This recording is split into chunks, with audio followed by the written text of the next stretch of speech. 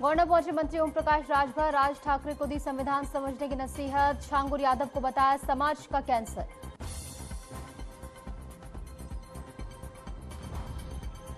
गाजियाबाद में कांवड़ यात्रा के मद्देनजर शिक्षण संस्थान बंद। 17 से 23 जुलाई तक सभी शिक्षण संस्थान बंद। प्रशासन ने सुरक्षा और ट्रैफिक कारणों से लिया फैसला।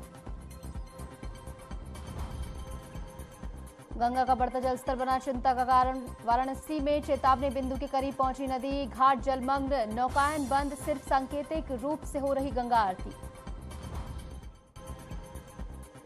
दिल्ली एनसीआर और नोएडा में झमाझम बारिश से लोगों को भीषण गर्मी से मिली राहत। मौसम हुआ सुहावना।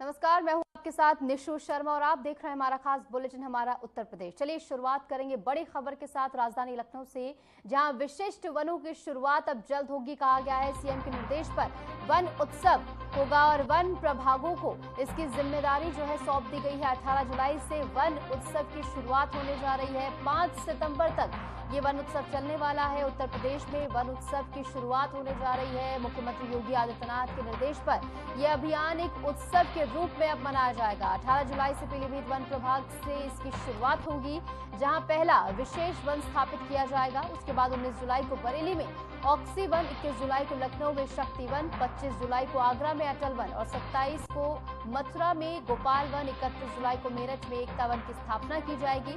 वहीं रक्षाबंधन यानी कि 9 अगस्त को भाई बहन पौधारोपण का आयोजन होगा। 15 अगस्त पर शौर्य या सिंदूर वन का निर्माण किया जाएगा और 5 सितंबर शिक्षक दिवस पर एक पेड़ गुरु के नाम कार्यक्रम आयोजित किया जाएगा। सरकार ने इस पूरे अभियान की जिम्मेदारी सभी संबंधित वन प्रभागों को सौंप दी है और इसका उद्देश्य पर्यावरण संरक्षण के साथ सांस्कृतिक मूल्यों को जोड़े रखना है।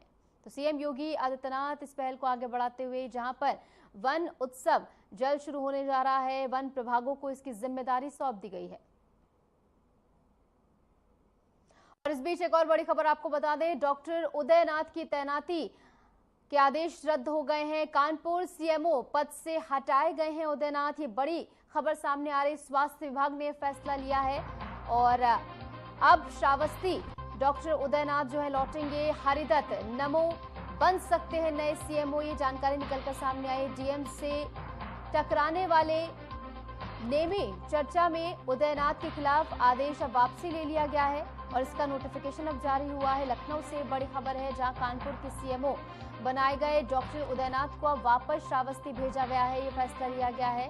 दरअसल 19 जून को जारी तैनाती आदेश को स्वास्थ्य विभाग ने वापस ले लिया है। डॉक्टर उदयनाथ को कानपुर का सीएमओ बनाया गया था, लेकिन आदेश की वापसी के बाद अब वे पूर्व की तरह श्रावस्ती में ही सेवाएं देंगे और वापस लौटेंगे। तो वहीं दूसरी ओर कानपुर में नए सीएमओ को लेकर चर्चाएं अब तेज हो गई हैं। कयास ये लगाए जा रहे हैं कि डीएम कानपुर से टकराव में आए हरिदत्त नेमी को दोबारा कानपुर का सीएमओ बनाया जा सकता है। कल ही उनकी अवमानना याचिका पर सुनवाई भी होनी थी। स्वास्थ्य विभाग ने डॉक्टर उदयनाथ की तैनाती रद्द कर अब एक बार फिर इस पद को लेकर असमंजस की स्थिति पैदा कर दी है। हालांकि जल्द ही नई नियुक्ति की औपचारिक घोषणा होने की संभावना भी जताई जा रही है।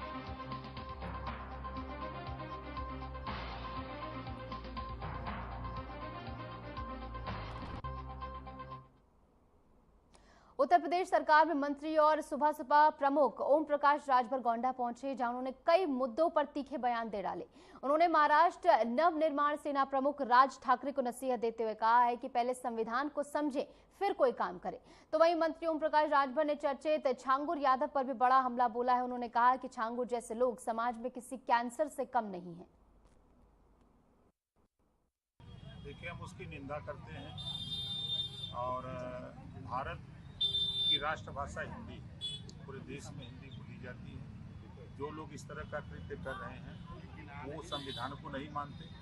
वो देश के लिए एक तरह से हमारी नज़र में वो समाज में विद्रोह फैलाने का काम कर रहे हैं। सत्ता से बेदखल होने के बाद इस तरह का कृत्य लोग कर रहे हैं। राज ठाकरे को क्या कहना चाहेंगे?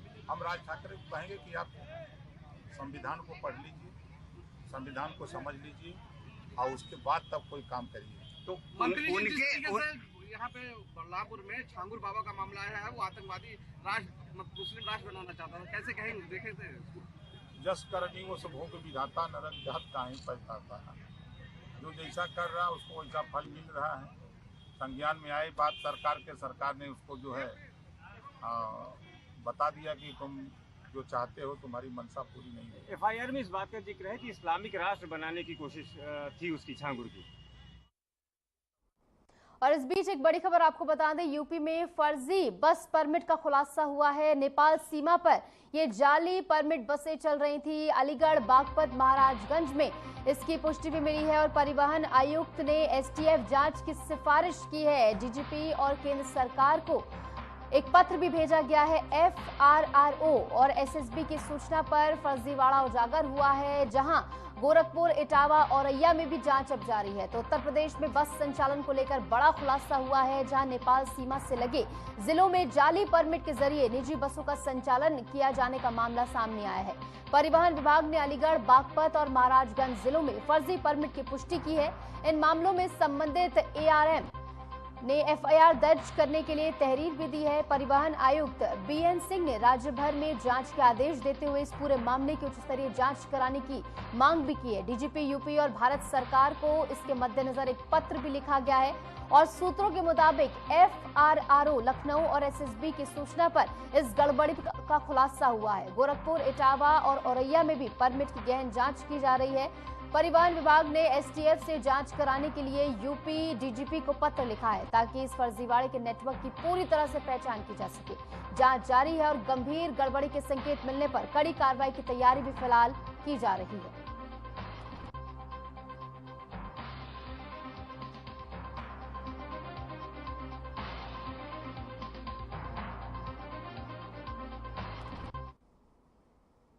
और इस बीच एक बड़ी खबर आपको बता दें, छांगुर बाबा के गुर्गों पर एफआईआर हुई है। हरजीत को जान से मारने की धमकी मिली है। उतरौला पुलिस ने एफआईआर दर्ज की। हरजीत ने खुद को पूर्व मुंशी बताया है। 7 जुलाई को ये तहरीर दी गई थी। जांच के बाद पुलिस ने कार्रवाई की है। मारपीट और धमकी में 3 नामजद हैं। तो बलरामपुर से एक बार फिर छांगुर बाबा प्रकरण ने तूल पकड़ लिया है। अब बाबा के गुर्गों पर एक और एफआईआर दर्ज की गई है। मामला हरजीत कश्यप से जुड़ा है, जो खुद को छांगुर का पूर्व मुंशी बताता है। हरजीत ने आरोप लगाया है कि उसे जान से मारने की धमकी दी गई है और मारपीट भी उसके साथ की गई है। पूरी घटना 7 जुलाई को उतरौला थाना क्षेत्र में हुई, जिस पर हरजीत ने उसी दिन तहरीर दी थी। पुलिस ने जांच के बाद अब एफआईआर दर्ज कर ली है। छांगुर बाबा के खिलाफ लगातार एक के बाद एक जो है खुलासे हो रहे हैं। इस बीच हमारे साथ हमारे संवाददाता विशाल जुड़ गए हैं ज्यादा जानकारी के साथ। विशाल, क्या कुछ अपडेट है इसको लेकर? जिस तरीके से बताया जा रहा है कि धमकियां दी जा रही हरजीत सिंह, जो कि मुंशी रह चुका है छांगुर बाबा का, फिलहाल पुलिस की ओर से उसके संरक्षण के लिए क्या कुछ प्रयास किए जा रहे हैं? ये मामला जो है वो 7 जुलाई का है, जब उसके पूर्व मुंशी जो अपने आप को बता रहा है हरजीत कश्यप, उससे मारपीट की गई थी। उसको जान से मारने की धमकी भी दी गई थी कि तुम अगर इस मामले में पड़ोगे तो तुमको जान से हाथ धोना पड़ेगा। तो उसने उसी दिन मतलब 7 जुलाई को ही तहरीर दी थी, जिसपे उतरौला पुलिस ने कार्रवाई करते हुए 3 लोगों के खिलाफ एफआईआर दर्ज किया है, जिनमें रियाज नवाब और कलामुद्दीन करके ये 3 हैं जिनके ऊपर एफआईआर दर्ज की गई है। विशाल, ऐसे में और कितने गुर्गे जो हैं खुलेआम घूम रहे हैं जिन पर एक्शन लिया जाएगा? क्योंकि कहा यह भी जा रहा है कि तमाम पीड़िताएं भी मांग कर रही हैं कि हमारे संरक्षण के लिए प्रशासन कुछ करे, उन्हें भी धमकियां मिल रही हैं। जी जी जी, मैं आपको बता दूं कि छांगुर बाबा है जो ये उतरौला का ही निवासी है और काफी दिनों से इस धर्म परिवर्तन के मामले में काफी दिनों से मतलब ये लगा हुआ था। ये बाहर से लोगों को बुलाता भी था तकरीर करने के लिए, बाहर से लोग आते थे। और इसका वर्चस्व ऐसा था कि बड़े बड़े अधिकारी जो है, जो पूर्व में यहाँ तैनात रहे या तैनात है, उसको सलाम ठोका करते थे। लेकिन जब अब एटीएस की कार्रवाई जैसे जैसे बढ़ रही है, उसके जो गुर्गे हैं उसका साथ छोड़ के अपना किनारा काट रहे हैं। लेकिन एटीएस जो है वो लगातार लोगों पे कार्रवाई कर रही है। बिल्कुल, और ऐसे में देखना होगा प्रशासन क्या कुछ आगे कार्रवाई करता है। बहुत बहुत शुक्रिया विशाल, हमारे साथ जुड़े और तमाम जानकारी साझा की। और इस बीच वक्त तो चला एक छोटे से ब्रेक का, लौटेंगे कुछ ही देर में।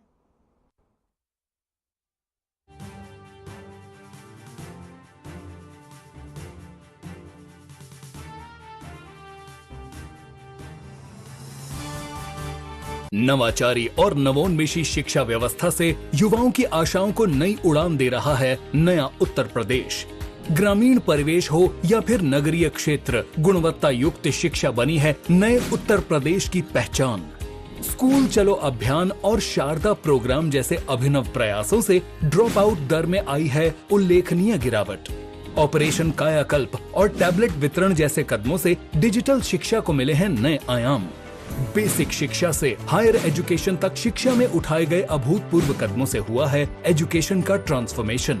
अंत्योदय और बिना किसी भेदभाव के सबको समान शिक्षा का अधिकार बना है युवाओं के उज्जवल भविष्य का आधार। वर्ष 2017 के बाद डबल इंजन सरकार के अभिनव प्रयासों ने नए उत्तर प्रदेश की शिक्षा व्यवस्था में किया है युगांतकारी ट्रांसफॉर्मेशन। समान शिक्षा का अधिकार, डबल इंजन सरकार।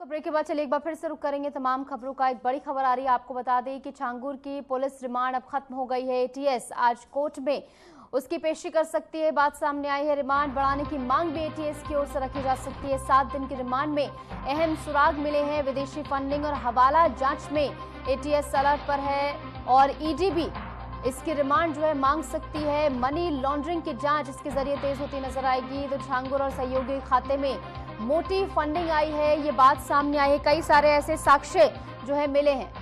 तो लखनऊ से जुड़ा छांगुर बाबा मामला अब और गंभीर होता जा रहा है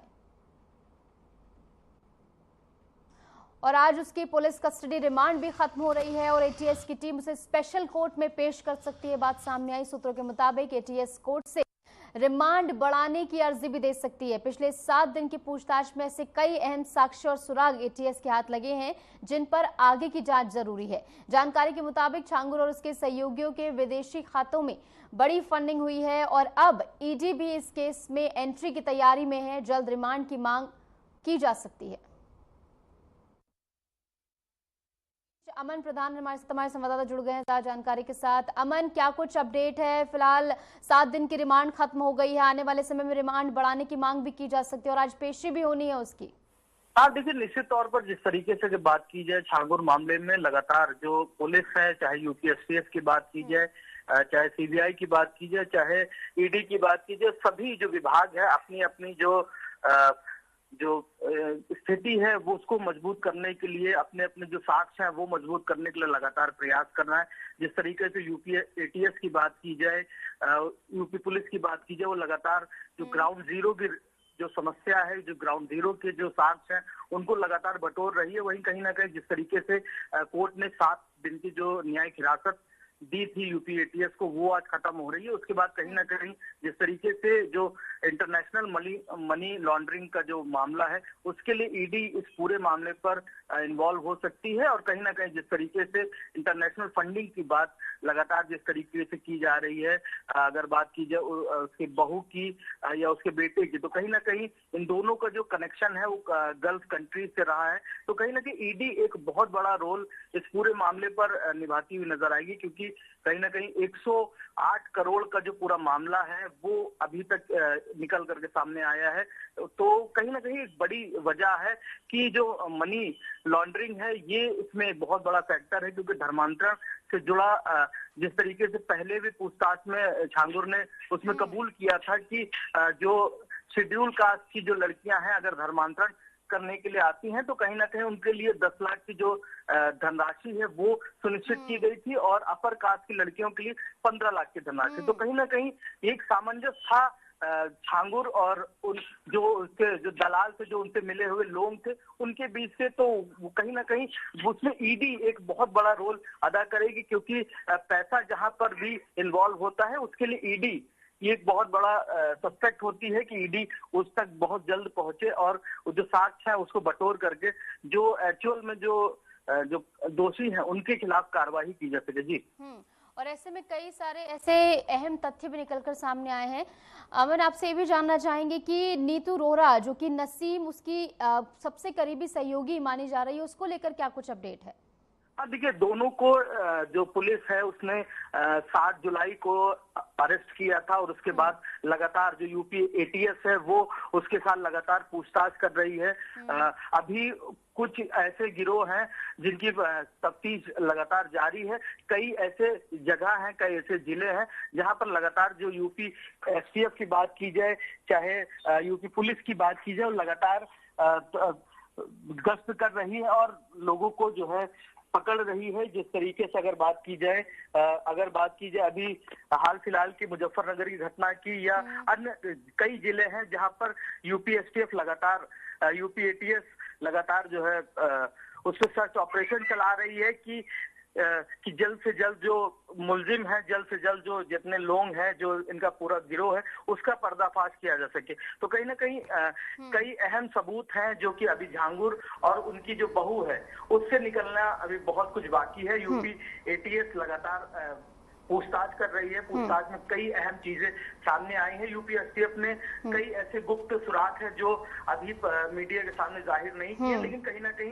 एक बहुत बड़ा गिरोह है जो कि इंटरनेशनल बॉर्डर से होते हुए इंडिया में दाखिल हुआ है और बहुत बड़ा कॉन्स्पिरेसी है जो इंडिया के लिए हो रही थी। जी बिल्कुल अमन, कुछ और भी कॉन्फिडेंशियल इंफॉर्मेशन होगी जो कि बाद में सामने, अभी वो सामने नहीं रखी जाएगी, लेकिन देखना होगा और क्या कुछ अहम खुलासे होते हैं और आगे क्या कुछ कार्रवाई होती है। बहुत बहुत शुक्रिया, आप जुड़े हमारे साथ और तमाम जानकारी साझा की।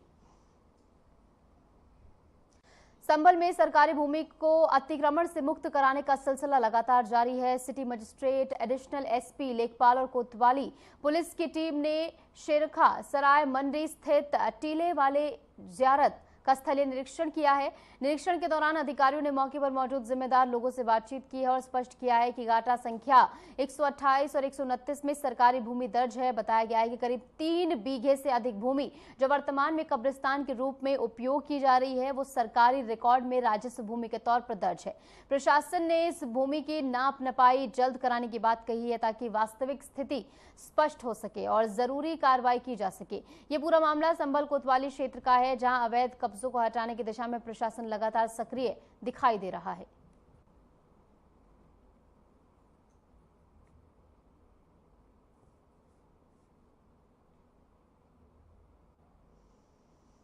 संभल के एसपी कृष्ण बिश्नोई का एक बयान इन दिनों सोशल मीडिया पर तेजी से वायरल हो रहा है। वायरल हो रहे वीडियो में एसपी कहते नजर आ रहे हैं, मैं फिर ढंग से ट्रीटमेंट करवाऊंगा। ये बयान उस वक्त सामने आया जब सोशल मीडिया पर गाली गलौज वाले रील पोस्ट करने वाली युवतियां महक और परी को गिरफ्तार किया गया था। वीडियो में साफ देखा जा सकता है कि एसपी कृष्ण बिश्नोई मीडिया से बात कर रहे हैं और महक और परी उनके पीछे खड़ी हैं। इसी दौरान वे ये बयान देते हैं जो अब चर्चा का विषय बन गया है।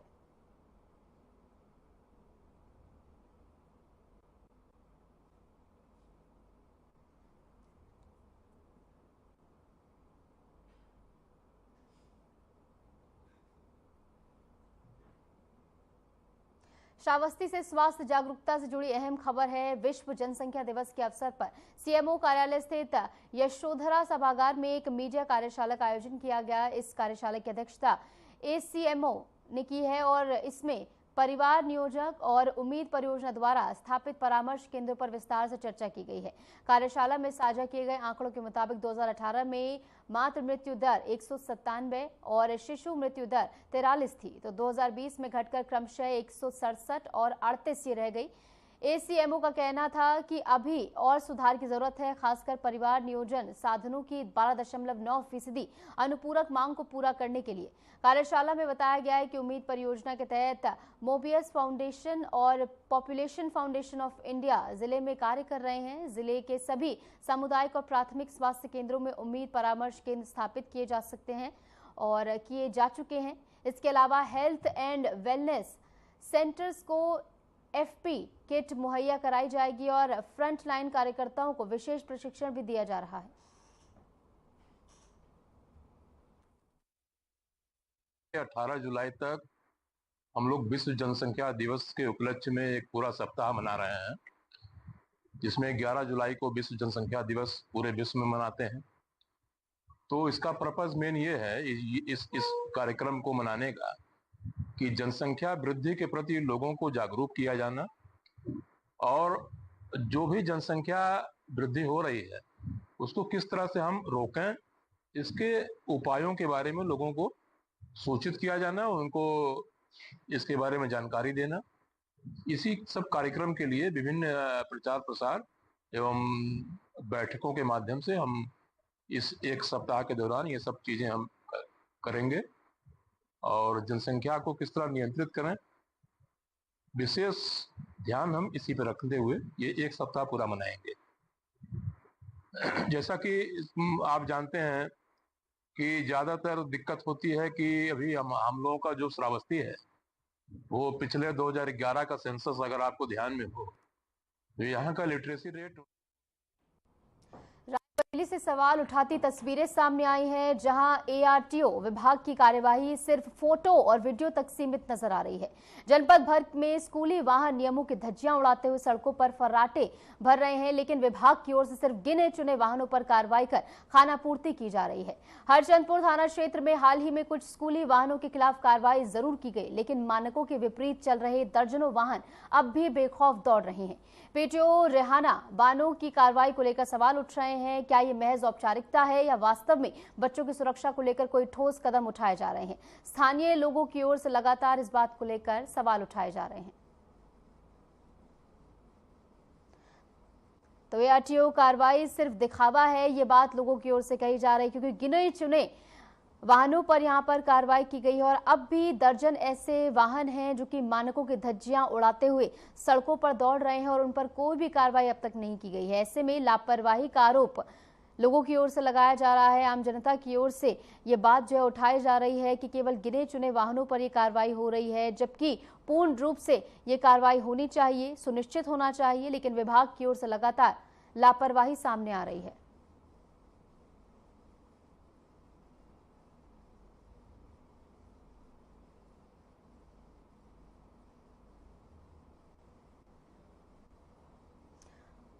खबर सोनभद्र से है, जहां दूधी स्थित कन्हर बांध का जलस्तर बढ़ने पर प्रशासन ने एहतियातन कदम उठाए हैं।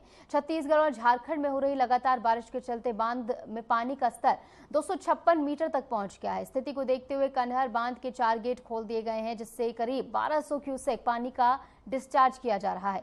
बांध की निगरानी के लिए कर्मियों को तैनात कर दिया गया है और अंबार फील्ड हॉस्टल के कंट्रोल रूम से लगातार यहां पर निगरानी रखी जा रही है। प्रशासन की ओर से निचले इलाकों में अलर्ट जारी किया गया और किसी भी आपात स्थिति से निपटने के लिए तैयारी की गई है।